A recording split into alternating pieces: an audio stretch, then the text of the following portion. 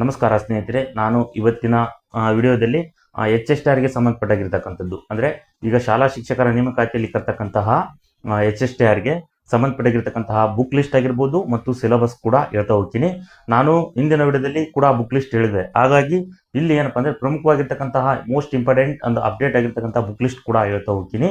ನೀವೇನಪ್ಪ ಅಂದರೆ ಈಗ ಯಾರ್ಯಾರು TET ಪಾಸ್ ಆಗಿದ್ರು ಪ್ಲಸ್ TET ಕೂಡ ಪಾಸ್ ಆಗಿಲ್ಲವರು ಕೂಡ ಎಂತಂದರೆ HSTR ಬರಿಬೋದು. ಅಂದರೆ ಹೈಸ್ಕೂಲ್ ಟೀಚರ್ ಏನಿದೆಯಲ್ಲೋ ಅದಕ್ಕೆ ನೇಮಕ ಮಾಡಿಕೊಳ್ಳುವ ಶಿಕ್ಷಕರಿಗೆ ಯಾವುದೇ TET ಇರುವುದಿಲ್ಲ. ಹಾಗಾಗಿ ಯಾರ್ಯಾರು TET ಪಾಸ್ ಆಗಿಲ್ಲೂ ಕೂಡ ಹೌದು ಈ ಎಕ್ಸಾಮ್ ಬರೀಬೋದು. ಹಾಗಾಗಿ ಪ್ರಮುಖವಾಗಿ ಭಾಳ ಆಗಿರ್ತಕ್ಕಂತಹ ಏನಪ್ಪ ವಿದ್ಯಾರ್ಥಿಗಳು ಬುಕ್ ಲಿಸ್ಟ್ ಹೇಳಿ ನಮ್ಮೆ ಅಂತ ಹೇಳಿದರು. ಹಾಗಾಗಿ ನಾನು ಇವತ್ತಿನ ವಿಡಿಯೋದಲ್ಲಿ ಪ್ರಮುಖವಾಗಿರ್ತಕ್ಕಂತಹ ಅಂದರೆ ಪೇಪರ್ 1 ಇರುತ್ತೆ 100 ಮಾರ್ಕ್ಸಿಗೆ, ಪೇಪರ್ 2 ಕೂಡ 100 ಮಾರ್ಕ್ಸಿಗೆ ಇರುತ್ತೆ. ಅದಕ್ಕೆ ಸಂಬಂಧಪಟ್ಟಿರ್ತಕ್ಕಂಥ ಸಬ್ಜೆಕ್ಟ್ ಆಗಿರ್ತಕ್ಕಂತಹ ಬುಕ್ ಲಿಸ್ಟ್ ಕೂಡ ಹೇಳ್ತಾ ಹೋಗ್ತೀನಿ. ನೀವು ಗಮನದಲ್ಲಿ ಇಟ್ಕೊಂಡು ಪೂರ್ತಿಯಾಗಿ ಈ ವಿಡಿಯೋ ನೋಡಿ ಅಂತ ಹೇಳ್ತೀನಿ. ನೋಡಿ, ಫಸ್ಟು ಈ ಹೈಸ್ಕೂಲ್ ನೇಮಕಾತಿಗೆ ಸಂಬಂಧಪಟ್ಟಿರ್ತಕ್ಕಂಥದ್ದು ಮೇನ್ ಎಕ್ಸಾಮ್ 2 ಪೇಪರ್ ನಡೆಸ್ತಾರೆ. ಇಲ್ಲಿ ಪೇಪರ್ 1 ಪೇಪರ್ 2 ಅಂತ ನಡೆಸ್ತಾರೆ. ಪೇಪರ್ 1ನಲ್ಲಿ 100 ಮಾರ್ಕ್ಸ್, ಪೇಪರ್ 2ಲಿ ಕೂಡ 100 ಮಾರ್ಕ್ಸ್, ಅಂದರೆ 100 ಅಂಕಗಳು ಇರ್ತವೆ. ಹಾಗಾದರೆ ಈ 100 ಅಂಕಗಳು ಇರೋದಾದರೆ ಯಾವ ರೀತಿ ಹೇಗಿರ್ತೀವಿ ಪೇಪರ್ಗಳು ಅಂದರೆ MCQ ಇರ್ತಾವ, ಥಿಯರಿ ಇರ್ತಾವ. ಸೊ ಪೇಪರ್ 1ನಲ್ಲಿ ಕೂಡ MCQ ಕರೀತಾರೆ, ಅಂದರೆ 100 ಮಾರ್ಕ್ಸಿಗೂ ಮಲ್ಟಿಪಲ್ ಚಾಯ್ಸ್ ಆಗಿರ್ತಕ್ಕಂಥ ಕ್ವಶನ್. ಪೇಪರ್ 2ನಲ್ಲಿ ಏನಪ್ಪ ಅಂದರೆ ಮಲ್ಟಿಪಲ್ ಚಾಯ್ಸ್ ಆಗಿರ್ತಕ್ಕಂಥ ಕ್ವಶನ್ ಕರೀತಾರೆ. ಯಾವುದೇ ರೀತಿಯಾಗಿರ್ತಕ್ಕಂಥ ಥಿಯರಿ ಇರೋದಿಲ್ಲ. ಒಂದೇ ನಿಮ್ಮ ಕ್ವಶನ್ ಇರುತ್ತೆ, ಅಲ್ಲಿ ಆಗಿರ್ತಕ್ಕಂಥ ಬಹು ಆಯ್ಕೆ ಪ್ರಶ್ನೆಗಳಿರ್ತವೆ, ನೀವು ಆಯ್ಕೊಂಡು ಹೋಗ್ಬಿಟ್ರೆ ಆಯಿತು. ಹಾಗಾಗಿ ಇಲ್ಲಿ ಏನಪ್ಪ ಅಂದರೆ ಕಾಂಪಿಟೇಷನ್ ಹೆಚ್ಚಾಗೋ ಕಾರಣ ಅಲ್ಲಿ ಟಫ್ ಆಗಿರ್ತಕ್ಕಂಥ ಕ್ವಶನ್ ಕೇಳ್ತಾ ಹೋಗ್ತಾರೆ ಹೈಸ್ಕೂಲ್ನಲ್ಲಿ.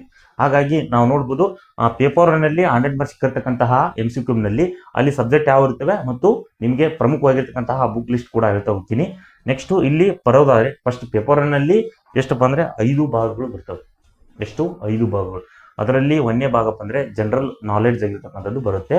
ಇದು 25 ಮಾರ್ಕ್ಸ್ ಬರುತ್ತೆ. ಎಷ್ಟು? 25 ಅಂಕಗಳು. ಅಲ್ಲಿ ಏನಪ್ಪ ಯಾವ ಬುಕ್ ಓದ್ಬೇಕು ಅನ್ನೋದಾದರೆ ಜನರಲ್ ನಾಲೆಡ್ಜ್ ಅಂದರೆ GK ಅಂತ ಕರಿತೀವಿ. ಇಲ್ಲಿ GKಗೆ ಸಂಬಂಧಪಟ್ಟಿರ್ತಕ್ಕಂಥದ್ದು ಪ್ರಮುಖವಾಗಿ ನೀವು ಮಾನಸಿಕವಾಗಿ ಅಂದರೆ ಮಂತ್ಲಿ ಸಂಬಂಧಪಟ್ಟಿರ್ತಕ್ಕಂಥ ಒಂದು ಯಾವ್ದಾರ ಮಂತ್ಲಿ ಮ್ಯಾಗ್ಝಿನ್ ಓದಬೇಕಾಗುತ್ತೆ. ಅಂದರೆ ಸ್ಪರ್ಧಾ ವಿಜೇತ ಆಗಿರ್ಬೋದು, ಸ್ಪರ್ಧಾ ಅರಿವು ಆಗಿರ್ಬೋದು, ಸ್ಪರ್ಧಾ ಸ್ಫೂರ್ತಿ ಆಗಿರ್ಬೋದು, ಯಾವುದಾದ್ರೂ ಒಂದು ಮ್ಯಾಗ್ಝಿನ್ ತಗೊಂಡು ನೀವು ಸ್ಟಡಿ ಮಾಡಬೇಕಾಗುತ್ತದೆ. ನೆಕ್ಸ್ಟ್ ಬರ್ತಕ್ಕಂಥದ್ದು ಸ್ಪರ್ಧಾ ಅರಿವು ಅನ್ನೋದಲ್ಲ, ಇದು ಕೂಡ ಮ್ಯಾಗ್ಝಿನ್ ಆಗಿರುತ್ತೆ. ಮಾಸಿಕ ಪದ ಅಂತ ಇರ್ತಕ್ಕಂಥ ಮ್ಯಾಗ್ಝಿನ್ ಅಂತ ಹೇಳ್ಬೋದು. ನೆಕ್ಸ್ಟು ಅದಕ್ಕೆ ಸಂಬಂಧಪಟ್ಟಿರ್ತಕ್ಕಂಥ ಒಂದು ಏನಾದರೂ ಬುಕ್ ಓದಬೇಕು ಅನ್ನೋದಾದರೆ ಚಾಣಕ್ಯ ಕಣಜ ಓದಿ, ಅಥವಾ ನೂತನ GK ಅಂತ ಬುಕ್ ಬರುತ್ತೆ. ಇದನ್ನು ತಗೊಂಡ್ರೆ ನೀವು ಜನರಲ್ ನಾಲೆಡ್ಜ್ ಸಂಬಂಧಪಟ್ಟಿರ್ತಕ್ಕಂಥದ್ದು 25 ಮಾರ್ಕ್ಸ್ಗಳನ್ನು ನೀವು ಆರಾಮಾಗಿ ತೆಗೆದುಕೊಳ್ಳಿರಂತ ಹೇಳ್ಬೋದು. ನೆಕ್ಸ್ಟ್ ಬರ್ತಕ್ಕಂಥದ್ದು ಪೇಪರ್ 1ನಲ್ಲಿ ಸೈಕಾಲಜಿ ಬರುತ್ತೆ. ಸೈಕಾಲಜಿಗೆ ಸಂಬಂಧಪಟ್ಟಿರ್ತಕ್ಕಂಥದ್ದು ಎಷ್ಟು ಮಾರ್ಕ್ಸ್ ಅನ್ನೋದಾದರೆ 25 ಮಾರ್ಕ್ಸ್ ಬರುತ್ತೆ. ಎಷ್ಟು? 25. ಇಲ್ಲಿ ಸಂಬಂಧಪಟ್ಟಿರ್ತಕ್ಕಂಥದ್ದು ಯಾವ ಬುಕ್ ಅನ್ನೋದರೆ ನೀವು ಆಲ್ರೆಡಿ B.Ed ಮುಗಿಸಿದಲ್ಲಿ ಸಂದರ್ಭದಲ್ಲಿ ನೀವು ನೋಡ್ಬೋದು ಶೈಕ್ಷಣಿಕ ಮನೋವಿಜ್ಞಾನ ಒಂದು ಸಬ್ಜೆಕ್ಟ್ ಇರುತ್ತೆ. ಆ ಸಬ್ಜೆಕ್ಟನ್ನು ಓದಬೇಕು. ಹಾಗಾದರೆ ಆ ಬುಕ್ಕಿಗೆ ಸಂಬಂಧಪಟ್ಟಿರ್ತಕ್ಕಂಥ ವಿವರಣೆವಾಗಿರ್ತಕ್ಕಂಥ ಬುಕ್ ಲಿಸ್ಟ್ ಯಾವುದು ಅನ್ನೋದಾದರೆ ಡಾಕ್ಟರ್ ವಾಮದೇವ್ ಸರ್ ಒಂದು ಬುಕ್ ಬರೆದಿದ್ದಾರಲ್ಲ ಶೈಕ್ಷಣಿಕ ಮನೋವಿಜ್ಞಾನ, ಅದನ್ನು ತಗೊಂಡು ಓದಬೇಕು. ನೆಕ್ಸ್ಟು ಡಾಕ್ಟರ್ KM ಸುರೇಶ್ ಅವ್ರದ್ದು ಕೂಡ ಶೈಕ್ಷಣಿಕ ಮನೋವಿಜ್ಞಾನ ಇದೆ, ಅದನ್ನು ಓದ್ಬೋದು. ನೀವು ಎಕ್ಸ್ಟ್ರಾ ಪ್ರಮಾಣದಲ್ಲಿ ನಾನು ಓದಬೇಕು ಅನ್ನೋದಾದರೆ ಶಿಕ್ಷಣ ಶಾಸ್ತ್ರ ಸಂಬಂಧಪಟ್ಟಿರ್ತಕ್ಕಂಥದ್ದು 11 ಮತ್ತು 12ನೇ ತರಗತಿಗೆ ಸಂಬಂಧಪಟ್ಟಿರ್ತಕ್ಕಂಥ ಗೋರ್ಮೆಂಟೇ ಬರೆದಿರ್ತಕ್ಕಂಥ ಪುಸ್ತಕ ಇದೆ, ಅದನ್ನು ತೆಗೆದು ಹೆಚ್ಚಿಗೆ ಪ್ರಮಾಣದಲ್ಲಿ ಓದ್ಬೋದು ಅಂತ ನಾನು ಹೇಳ್ತೀನಿ. ನೆಕ್ಸ್ಟ್ ಬರ್ತಕ್ಕಂಥದ್ದು ಸಬ್ಜೆಕ್ಟ್ ಯಾವುದು ಹಾಗಾದರೆ 3ನೇ ಭಾಗ. 1ನೇ ಪೇಪರ್ನಲ್ಲಿ 3ನೇ ಭಾಗ ಬರುತ್ತೆ. ಅಲ್ಲಿ ಇಂಗ್ಲೀಷ್ ಬರುತ್ತೆ. ಇದು ಎಷ್ಟಪ್ಪ? 12 ಮಾರ್ಕ್ಸಿಗೆ ಇರುತ್ತೆ. ಅಲ್ಲಿ ಆ ಪುಸ್ತಕ ಓದಬೇಕು ಅನ್ನೋದಾದರೆ ಇಲ್ಲಿ ರನ್ ಅಂಡ್ ಮಾರ್ಟಿನ್ ಪುಸ್ತಕ ಬರುತ್ತೆ. ಅಂದರೆ ಹೈಸ್ಕೂಲಿಗೆ ಸಂಬಂಧಪಟ್ಟಿರ್ತಕ್ಕಂಥದ್ದು ಏನಪ್ಪ ಅಂದರೆ ಬರ್ತಿರ್ತಕ್ಕಂಥ ಪ್ರಮುಖವಾಗಿ ಪುಸ್ತಕ, ಇದನ್ನು ಓದಲೇಬೇಕು ಇಂಗ್ಲೀಷ್ನವರು. ನೆಕ್ಸ್ಟ್ ಬರ್ತಕ್ಕಂಥದ್ದು ಆಬ್ಜೆಕ್ಟಿವ್ ಇಂಗ್ಲೀಷ್ ಬುಕ್. ಎನಿ ಆಗಿರ್ತಕ್ಕಂಥ ಒಂದು ಆಬ್ಜೆಕ್ಟಿವ್ ಇಂಗ್ಲೀಷ್ ಬುಕ್ ತಗೊಳ್ರಿ. ಸೊ ಅಂತ ಬರ್ತಕ್ಕಂಥ ಪಬ್ಲಿಕೇಶನ್ ಬರ್ತಕ್ಕಂತಹ ಬಕ್ಷಿ ಅವರ ಪುಸ್ತಕ ಇದೆ, ಅದನ್ನು ಕೂಡ ಓದ್ಬೋದು. ಅಥವಾ ಏನೇ ಒಂದು ಸ್ಟ್ಯಾಂಡರ್ಡ್ ಆಗಿರ್ತಕ್ಕಂಥ ಆಬ್ಜೆಕ್ಟಿವ್ ಇಂಗ್ಲೀಷ್ ಅಂತ ಇರುತ್ತೆ ನಿಮ್ಮ ಬುಕ್. ನೀವು ಯಾವುದರ ಪುಸ್ತಕ ಮಳಿಗೆಯಲ್ಲಿ ಓದಿದ್ರೆ ಸಿಗುತ್ತೆ. ಚೆನ್ನಾಗಿರ್ತಕ್ಕಂಥದ್ದು ನೋಡಿ, ಅಲ್ಲಿ ಆಬ್ಜೆಕ್ಟಿವ್ ಆಗಿರ್ತಕ್ಕಂಥ ಏನಂತಂದರೆ ಪ್ರೀವಿಯಸ್ ಕ್ವಶನ್ ಪೇಪರ್ ತೆಗಿರ್ತಕ್ಕಂಥ ಅಲ್ಲಿ ಸಾಲ್ವ್ ಔಟ್ ಮಾಡಿರ್ತಾರೆ, ಯಾವ ರೀತಿ ಎಕ್ಸಾಮಲ್ಲಿ ಕೇಳಿದಾರೆ ಅನ್ನೋದ್ರ ಬಗ್ಗೆ ಆ ಪುಸ್ತಕವನ್ನು ತೆಗೆದುಕೊಂಡು ನೀವು ಓದಬೇಕಾಗುತ್ತೆ. ನೆಕ್ಸ್ಟ್ ಬರೋದಾದರೆ ಕಂಪ್ಯೂಟರ್ ನಾಲೆಡ್ಜಿಗೆ ಸಂಬಂಧಪಟ್ಟಾಗಿರ್ತಕ್ಕಂಥ ಪುಸ್ತಕ ಒಂದಿದೆ. ಅಂದರೆ ಅಲ್ಲಿ ಕಂಪ್ಯೂಟರ್ ಸಬ್ಜೆಕ್ಟು ಇರುತ್ತೆ. ಅದು ಎಷ್ಟು ಮಾರ್ಕ್ಸ್ ಅಂದರೆ 13 ಮಾರ್ಕ್ಸ್ ಇರುತ್ತೆ. ಹಾಗಾದರೆ ಯಾವ ಪುಸ್ತಕ ಓದಬೇಕು ಅನ್ನೋದಾದರೆ ನಾವು ನೋಡ್ಬೋದು ಗುರುರಾಜ್ ಬುಲಬುಲೆ ಸರ್ ಒಂದು ಪ್ರಮುಖವಾಗಿ ಬುಕ್ ಇದೆ. ಮತ್ತು ಕನ್ನಡದಲ್ಲಿ ಬರ್ತಕ್ಕಂಥದ್ದು ಯಾವಪ್ಪ ಅಂದರೆ ಗೌತಮ ಆಗಿರ್ಬೋದು, ಗೌತಮ್ ಸರ್ ಅವರು ಬರೆದಿದ್ದಾರೆ. ಅಲ್ಲಿ ಮಲ್ಟಿಪಲ್ ಥಿಯರಿ ಕೂಡ ಬರೆದಿದ್ದಾರೆ. ಇಂಗ್ಲೀಷ್ನವ್ರಿಗೆ ಆದರೆ ಲುಸೆಂಟ್ ಬುಕ್ ಅನ್ನೋದಿದೆ. ಒಟ್ಟು ಕಂಪ್ಯೂಟರ್ನಲ್ಲಿ ಒಂದು ಏನಪ್ಪ ಅಂದರೆ ಸಮಗ್ರವಾಗಿ ಒಂದು ಪುಸ್ತಕವನ್ನು ತೆಗೆದುಕೊಳ್ಳಿ, ಚೆನ್ನಾಗಿರೋದು ತಗೊಂಡು ಓದಬೇಕಾಗುತ್ತದೆ. ಸೊ ನೀವು ಏನಾದರೂ ವೆಬ್ಸೈಟ್ನಲ್ಲಿ ಓದಬೇಕಾದ್ರೆ, ನಾನು ವೆಬ್ಸೈಟ್ನಲ್ಲಿ ಓದ್ತೀನಿ ಅನ್ನೋದಾದರೆ, ಸೊ ಅಲ್ಲಿ indianbix.com ಅನ್ನೋದು ಒಂದು ವೆಬ್ಸೈಟ್ ಇದೆ. ಅದನ್ನೇನಾದರೂ ಓದಿದ್ರೆ ಅಲ್ಲಿ ಕಂಪ್ಯೂಟರ್ ಸಂಬಂಧಪಟ್ಟಿರ್ತಕ್ಕಂತಹ ಮಲ್ಟಿಪಲ್ ಚಾಯ್ಸ್ ಆಗಿರ್ತಕ್ಕಂಥ ಕ್ವಶನ್ಗಳು ಬರುತ್ತವೆ. ಅವನ್ನ ಓದಿದರೆ ಸಾಕು, ನೀವು 13 ಮಾರ್ಕ್ಸ್ ತೆಗಿತೀರಾ ಕಂಪ್ಯೂಟರ್ ನಾಲೆಜ್ ಸಂಬಂಧ, ಪೇಪರ್ 1ನಲ್ಲಿ ಸಂಬಂಧಪಟ್ಟಿರ್ತಕ್ಕಂಥದ್ದು. ನೆಕ್ಸ್ಟ್ ಬರೋದಾದರೆ ಲಾಸ್ಟ್ನೇದು ಮೆಂಟಲ್ ಅಬಿಲಿಟಿ ಸಂಬಂಧಪಟ್ಟಿರ್ತಕ್ಕಂಥದ್ದು. ಸೊ ಮೆಂಟಲ್ ಅಬಿಲಿಟಿ ಓದಬೇಕು ಅನ್ನೋದಾದರೆ KM ಸುರೇಶ್ ಅವರು ಕೂಡ ಬರೆದಿದ್ದಾರೆ, ಮತ್ತು ಗುರುರಾಜ್ ಗುಲೇಬರೇಶ್ ಅವರು ಕೂಡ ಮೆಂಟಲ್ ಅಬಿಲಿಟಿ ಸಂಬಂಧಪಟ್ಟದ್ದು ಬರೆದಿದ್ದಾರೆ. ಮತ್ತು ನೀವು ಪ್ರಮುಖವಾಗಿ ವಾಚ್ ಆನ್ ವಿಡಿಯೋ ಯೂಟ್ಯೂಬ್, ಅಲ್ಲೇ ಯೂಟ್ಯೂಬ್ ತರಗತಿಗಳನ್ನು ವೀಕ್ಷಣೆ ಮಾಡಿ. ಹಲವಾರು ರೀತಿಯಾಗಿರ್ತಕ್ಕಂಥ ಟಾಪ್ ಎಜುಕೇಟರ್ ಏನು ಮಾಡಿದ್ದಾರೆ, ಮೆಂಟಲ್ ಅಬಿಲಿಟಿಗೆ ಸಂಬಂಧಪಟ್ಟಿರ್ತಕ್ಕಂಥ ಉಚಿತ ಆಗಿರ್ತಕ್ಕಂಥ ತರಗತಿಗಳನ್ನು ಮಾಡಿದ್ದಾರೆ. ಸೊ ಒಂದು ಉದಾಹರಣೆ ಹೇಳ್ಬೇಕಂದ್ರೆ, ಈಶ್ವರಗಿರಿ ಅವರು ಏನಪ್ಪ ಅಂದರೆ ಯೂಟ್ಯೂಬ್ ಕ್ಲಾಸಸ್ ಮಾಡ್ತಿದ್ದಾರೆ, ಅವನ್ನ ನೀವು ಏನಪ್ಪ ಅಂದರೆ ಓದ್ಬೋದು. ಮತ್ತು ಕೆಲವೊಂದು ಯೂಟ್ಯೂಬ್ ಚಾನಲ್ ಇರ್ತವೆ, ಸಾಧನಾ ಅಕಾಡೆಮಿ ಆಗಿರ್ಬೋದು, ಅವ್ರು ಏನು ಮಾಡಿದಾರಪ್ಪ ಅಂದರೆ ವಿಜಯಿ ಭವ ಅಂದ್ರೆ ಗೋರ್ಮೆಂಟೇ ಆಗಿರ್ತಕ್ಕಂಥ ಒಂದು ಚಾನಲ್ ಇದೆ. ಅಲ್ಲಿ ಹಲವಾರು ರೀತಿಯಾಗಿರ್ತಕ್ಕಂತಹ ಜನರಲ್ ಇಂಗ್ಲೀಷ್ ಆಗಿರ್ಬೋದು ಮತ್ತು ಕಂಪ್ಯೂಟರ್ ಆಗಿರ್ಬೋದು ಹಲವಾರು ರೀತಿಯಾಗಿರ್ತಕ್ಕಂಥ ಉಚಿತ ಮಾಹಿತಿಗಳನ್ನು ಹಾಕ್ತಿದ್ದಾರೆ. ಅವನು ಓದಿದರೆ ಸಾಕು, ನೀವು ಕಂಪ್ಯೂಟರ್ಗೆ ಸಂಬಂಧಪಟ್ಟಿರ್ತಕ್ಕಂಥದ್ದು ಹೆಚ್ಚಿಗೆ ಪ್ರಮಾಣ ಓದೋ ಅವಶ್ಯಕತೆ ಇಲ್ಲ ಅಂತ ಹೇಳ್ತೀನಿ. ನೆಕ್ಸ್ಟು ಇದು ಏನಪ್ಪ ಅಂದರೆ ಪೇಪರ್ 1 100 ಮಾರ್ಕ್ಸ್ MCQ, ಇದು ಪೇಪರ್ 1 ಕಂಪ್ಲೀಟ್ ಆಯಿತು. ಇವಿಷ್ಟು ತಗೊಂಡ್ಬಿಟ್ರೆ ಸಾಕು, ಇಷ್ಟು ತಗೊಂಡು ನೀವು ಓದಿದ್ದೆ ಕರೆ ಆಯ್ತಂದ್ರೆ, ಸೊ ನೀವು ಮ್ಯಾಕ್ಸಿಮಮ್ ಆಗಿರ್ತಕ್ಕಂಥ ಏನಪ್ಪ ಅಂದರೆ ಮಾರ್ಕ್ಸನ್ನು ತೆಗಿತೀರಾ. ಪ್ಲಸ್ ನಾನು ಇದ್ರ ಜೊತೆಗೆ ಏನು ಹೇಳ್ತಪ್ಪ ಅಂದರೆ ಪೇಪರ್ 2 ಸಬ್ಜೆಕ್ಟ್ ಆಗಿರ್ತಕ್ಕಂಥ ಸಬ್ಜೆಕ್ಟ್ ಪೇಪರ್ ಬರುತ್ತೆ. ಇಲ್ಲಿ ನೀವು ಯಾವ ಮೆಥಡ್ನವರು ಆಗಿರ್ಬೋದು, history method, CB method, PM method, ನೀವೇನೋ ತಗೊಳ್ರಿ, ಇದು ಕಾಮನ್ ಆಗಿ ಸಬ್ಜೆಕ್ಟ್ ಇರೋದು, ಎಲ್ಲರಿಗೂ ಸೇಮ್ ಇರುತ್ತೆ ಈ ಪೇಪರು, ನೀವು ತಲೆಯಲ್ಲಿ ತಿಳ್ಕೋಬೇಕು. ಸೊ ನಾವು PM ಮೆಥಡ್ಡು, ಸೋಷಿಯಲ್ ಮೆಥಡ್ ನೋಡಿದ್ರೆ ಪೇಪರ್ 2ನಲ್ಲಿ ಬರುತ್ತೆ. ಹಾಗಾದರೆ ನೆಕ್ಸ್ಟ್ ಬರೋಣ ಪೇಪರ್ 2. ಇಲ್ಲಿ ಪೇಪರ್ 2 ಏನು ಅನ್ನೋದಾದರೆ ಇಲ್ಲಿ ಸಬ್ಜೆಕ್ಟ್ ಪೇಪರ್. ಸೊ ನೀವು BEdನಲ್ಲಿ ಏನು ಓದಿರ್ತೀರೋ ಸಬ್ಜೆಕ್ಟ್ ಆಗಿರ್ತಕ್ಕಂಥ ಸ್ಪೆಸಿಫಿಕ್ ಏನು ಓದಿರ್ತೀರೋ ಅಲ್ಲಿ ನೀವು ಕನ್ನಡ ಏನಪ್ಪ ಅಂದರೆ ಟೀಚರ್ಸ್ಗೆ ಓದೋರು ಕನ್ನಡ ಅಪ್ಲಿಕೇಶನ್ ಹಾಕಿರ್ತಾದ್ರೆ ಕನ್ನಡ 100 ಮಾರ್ಕ್ಸಿಗೆ MCQ ಬರುತ್ತೆ. ಇಂಗ್ಲೀಷ್ನವ್ರಿಗೂ ಕೂಡ ಅದು 100 ಮಾರ್ಕ್ಸ್ ಇರುತ್ತೆ, ಸಪ್ರೇಟ್ ತಗೊಂಡೋದ್ರೆ ಟೀಚರ್ಸ್. ಹಿಂದಿಯವ್ರಿಗೆ ಅದು 100 ಮಾರ್ಕ್ಸ್ ಇರುತ್ತೆ. ನೆಕ್ಸ್ಟ್ PM CB ಅವ್ರಿಗೆ ಏನೇನು ಫಿಸಿಕ್ಸ್ ತಂದಿದ್ರು, ಮ್ಯಾಥ್ಸು, ಈ ರೀತಿಯಾಗಿರ್ತಕ್ಕಂಥ ಟೀಚರ್ಸ್ಗಳಿಗೆ ಅದು 100 ಮಾರ್ಕ್ಸ್ ಇರುತ್ತೆ. ಸೋಷಿಯಲ್ ಸೈನ್ಸ್ನವ್ರಿಗೆ 100 ಮಾರ್ಕ್ಸ್ ಇರುತ್ತೆ. ಫಿಸಿಕಲ್ ಎಜುಕೇಷನ್ ಕೂಡ ಅದು 100 ಮಾರ್ಕ್ಸ್ ಇರುತ್ತೆ. ಸೊ ಎಲ್ಲವೂ ಟೋಟಲ್ ಎಷ್ಟಪ್ಪ ಅಂದರೆ 100 ಮಾರ್ಕ್ಸ್ ಇರುತ್ತವೆ. ಅಂದರೆ ಸಬ್ಜೆಕ್ಟ್ ಪೇಪರ್ ಕೂಡ 100 ಮಾರ್ಕ್ಸ್ ಇರುತ್ತೆ. ಸೊ ನೀವು ಏನಾದರೂ ಕನ್ನಡ ಟೀಚರ್ಸ್ಗೆ ಸಂಬಂಧಪಟ್ಟಿರ್ತಕ್ಕಂಥ ಕನ್ನಡ ಲ್ಯಾಂಗ್ವೇಜಸ್ ಏನಾದರೂ ತಗೊಂಡ್ರೆ ಅವ್ರಿಗೆ ಆ ಪುಸ್ತಕನ ಓದಬೇಕು ರೀ ಪೇಪರ್ 2ನಲ್ಲಿ ಅನ್ನೋದಾದರೆ. ಸೊ ಇಲ್ಲಿ ನಾನು ಹೇಳ್ದಂಗೆ ಇಲ್ಲಿ ಕನ್ನಡ ಪೇಪರ್ನಲ್ಲಿ ಫಸ್ಟ್ ಏನಪ್ಪ ಅಂದರೆ ನೀವೇನು ಮಾಡಬೇಕು ಅಂದರೆ 6ರಿಂದ 10ನೇ ತರಗತಿನ ಬುಕ್ಸ್ ಅಂಡ್ ಓದಬೇಕು ಫಸ್ಟು. ಈ NCERT ಇಲ್ಲಿ ನಮ್ಮದು ಕರ್ನಾಟಕ ಸ್ಟೇಟ್ ಬುಕ್ಸ್ ಏನಿದೆಯೋ ಅಲ್ಲಿರ್ತಕ್ಕಂತಹ ಪಾಠದ ಹಿಂದಿನ ಗ್ರಾಮರ್ಗಳು ಏನಿರುತ್ತವೋ 6ನೇ ಕ್ಲಾಸಿಂದ ಹಿಡಿದು 10ನೇ ತರಗತಿವರೆಗಿನ ಅವನು ಓದಿದ್ದೇ ನೀವು ಆದ್ರಪ್ಪ ಅಂದರೆ 100% ಆಗಿರ್ತಕ್ಕಂತಹ ನೀವು ಮಾರ್ಕ್ಸ್ಗಳನ್ನು ನೀವು ತೆಗೆದುಕೊಳ್ಬೋದು. ಪ್ಲಸ್ ಅದ್ರ ಜೊತೆಗೆ ಯಾವ ಆಗಿರ್ತಕ್ಕಂಥ ಪುಸ್ತಕವನ್ನು ಓದಬೇಕು ಅನ್ನೋದಾದರೆ ಸೊ KM ಸುರೇಶ್ ಅವರದ್ದು ಬುಕ್ ಇದೆ, ಕನ್ನಡ ಜನರಲ್ ಕನ್ನಡ ಸಂಬಂಧಪಟ್ಟಿರ್ತಕ್ಕಂಥದ್ದು. ಆ ಪುಸ್ತಕದ ಜೊತೆಗೆ ಸೊ ಅಥವಾ ಕನ್ನಡ ಸಾಹಿತ್ಯ ಚರಿತ್ರೆ ರಾಮ್ಶ್ರೀ ಮುಗುಳೀಸ್ ಅವರು ಬರೆದಿದ್ದಾರೆ. So most important of the ಏನಪ್ಪ ಅಂದರೆ ಇದು ಪುಸ್ತಕ ಅಂತ ಹೇಳ್ತೀನಿ. ಕನ್ನಡ ಸಾಹಿತ್ಯ ಚರಿತ್ರೆ ಬಗ್ಗೆ ಅತಿ ಹೆಚ್ಚು ಮಾರ್ಕ್ಸ್ಗಳನ್ನು ಏನಪ್ಪ ಅಂದರೆ ಕೊಡ್ತಾರೆ. ಸೊ ಕನ್ನಡ ಸಾಹಿತ್ಯ ಪರಿಷತ್ತೇ ನಡೆದಿರ್ತಕ್ಕಂಥದ್ದು ಕನ್ನಡ ಸಾಹಿತ್ಯ ಚರಿತ್ರೆ ಬಗ್ಗೆನೂ ಒಂದು ಪುಸ್ತಕ ಇದೆ. ಅಥವಾ ಏನಪ್ಪ ಅಂದರೆ ರಾಮ್ಶ್ರೀ ಮುಗುಳೀಸ್ ಅವರು ಏನು ಮಾಡಿದ್ದಾರೆ, ಅವರು ಕನ್ನಡ ಸಾಹಿತ್ಯ ಚರಿತ್ರೆ ಬಗ್ಗೆ ಬುಕ್ಕವನ್ನು ಹೇಳಿದ್ದಾರೆ. ಅದನ್ನು ಮೋಸ್ಟ್ ಇಂಪಾರ್ಟೆಂಟ್ ಆಗಿರ್ತಕ್ಕಂಥ ಪುಸ್ತಕ ಓದಲೇಬೇಕಾಗುತ್ತೆ. ನೀವು ಕನ್ನಡ ಸಾಹಿತ್ಯ ಚರಿತ್ರೆ ಬಗ್ಗೆ ಒಂದು ಪುಸ್ತಕವನ್ನು ತೆಗೆದುಕೊಳ್ಳಲೇಬೇಕು ಕನ್ನಡಕ್ಕೆ. ಜೊತೆಗೆ N ಗೋಪಾಲಕೃಷ್ಣ ಉಡುಪ್ ಸರ್ ಅವ್ರದ್ದು ಗ್ರಾಮರ್ ಬುಕ್ ಇದೆ. ಸೊ A to Z ಆಗಿರ್ತಕ್ಕಂಥ ಏನಪ್ಪ ಅಂದರೆ ಸಾಮಾನ್ಯವಾಗಿ ಸೊ ಅರ್ಥ ರೀತಿಯಾಗಿರ್ತಕ್ಕಂಥ ಪುಸ್ತಕ ಅಂತ ನಾನು ಹೇಳ್ತೀನಿ. ಸೊ ನೀವು ತೆಗೆದುಕೊಳ್ಳಿ ಯಾವುದಾದ್ರೂ ಒಂದು, ಅಥವಾ ಇವನ್ನ ಇಂಪಾರ್ಟೆಂಟ್ ತಗೊಳ್ಳೇಬೇಕು. ಸೊ ಏನಪ್ಪ ಅಂದರೆ ಸಾಹಿತ್ಯಕ್ಕೆ ಸಂಬಂಧಪಟ್ಟಿರ್ತಕ್ಕಂಥ ಪುಸ್ತಕ ತಗೊಳ್ರಿ, ಜನರಲ್ ಆಗಿರ್ತಕ್ಕಂಥ ಗ್ರಾಮರ್ಗೆ ಒಂದು ಬುಕ್ಕ ತಗೊಳ್ರಿ. ಸೊ 6ರಿಂದ 10ನೇ ತರಗತಿವರೆಗಿರ್ತಕ್ಕಂಥ ಪುಸ್ತಕಗಳನ್ನು ನೀವು ಓದಬೇಕಾಗ್ತದೆ, ಸ್ಕೂಲ್ ಆಗಿರ್ತಕ್ಕಂಥ ಬುಕ್ಸನ್ನು. ನೆಕ್ಸ್ಟು ಇಂಗ್ಲೀಷ್ಗೆ ಬರೋದಾದರೆ ಸೊ ನಾನು ಹೇಳಿದೆ ಅಲ್ಲಿ ಪೇಪರ್ನಲ್ಲಿ ರನ್ ಆ್ಯಂಡ್ ಮಾರ್ಟಿನ್ ಪುಸ್ತಕ ಅಂತ ತಗೊಂಡ್ರೆ ಇದಕ್ಕೂ ಹೆಲ್ಪ್ ಆಗುತ್ತೆ.